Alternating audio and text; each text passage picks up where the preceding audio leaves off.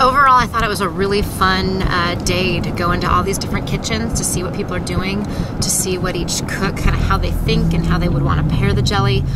There's so much thoughtfulness put into each dish. It was really exciting to get to try more food carts around Portland.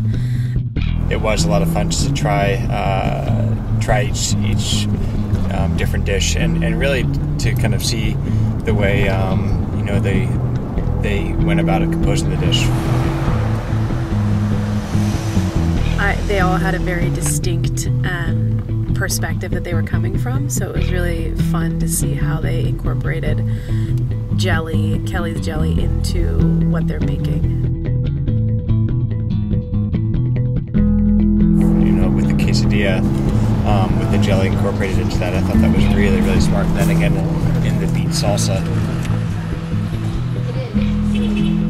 We're gonna make a quesadilla with cilantro and goat cheese pesto. Depends on the shirt. Aged white cheddar and Kelly's jelly, of course, and then 2 salsas to go with it: yellow and pink beet salsa and an avocado cream with a little bit of habanero in that. That's a little bit of aioli, sour cream, fresh avocado.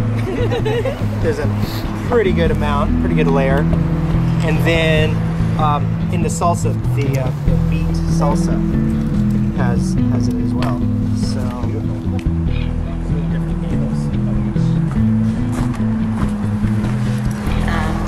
I don't mind heat. I don't like it over the top. I like to taste the food. So I find that if there's a balance between tasting and getting a lot of heat in food, I love it. I like that you use it 2 different ways.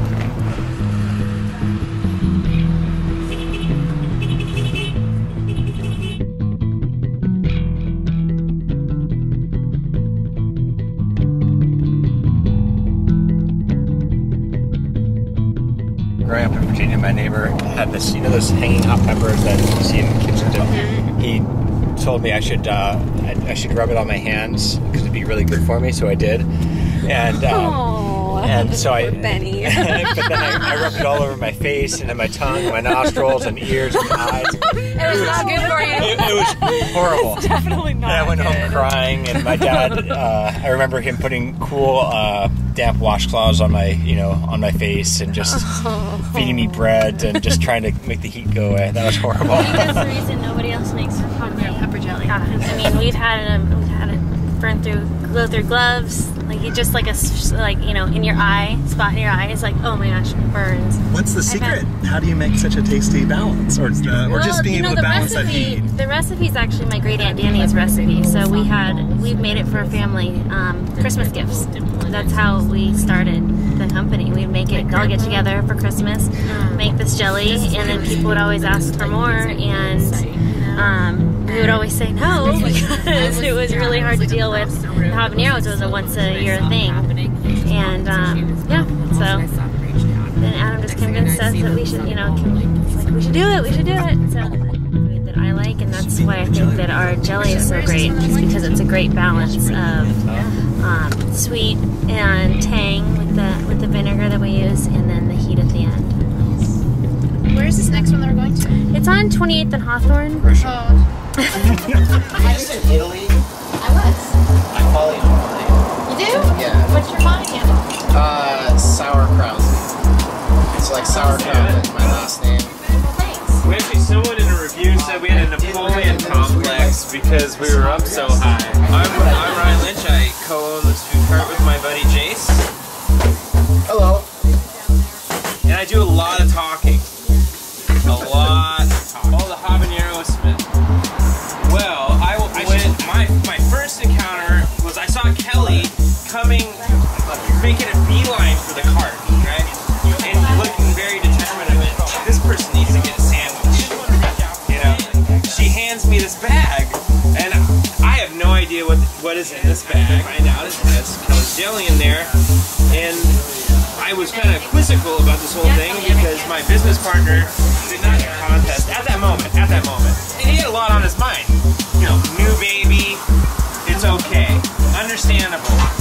And that was when we started demoing sandwiches that are being used in this contest, or these sandwiches. Pleasantly surprised by how there was a sweetness to it. Well, I should actually let the chef who completed the full thing talk about it because it is his pride and joy. What do you want to know? So we tried it and it worked. It worked really great.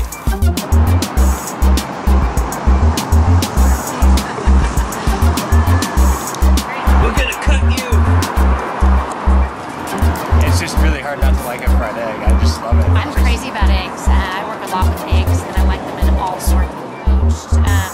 I could eat eggs any old way. I like chicken eggs, duck eggs, turkey eggs, quail eggs. I think a perfect egg is an egg that's not overcooked. That's just gently cooked. So I like soft yolks. I like soft scrambles. Soft. Soft. That's the operative word. Soft meat too.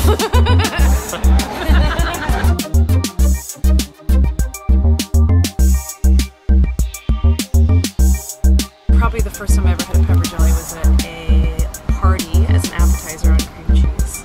Yeah. And it's delicious. And I still love it. I still love it today. Like it's one of the absolute best pieces of pepper jelly. We grew up in Arkansas, and so we had pepper jelly.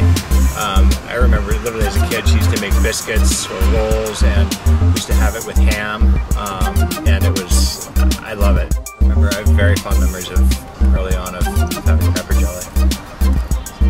In Southern California and made a huge yard. We'd have plums and peaches and apricots and a grape arbor, lemons, limes, oranges, all of that. So we had a ton of fresh preserves and berries all winter long. When we went to co-packers, everyone wanted to change our recipe. They said, well, we won't. They would not deal with fresh habaneros at all.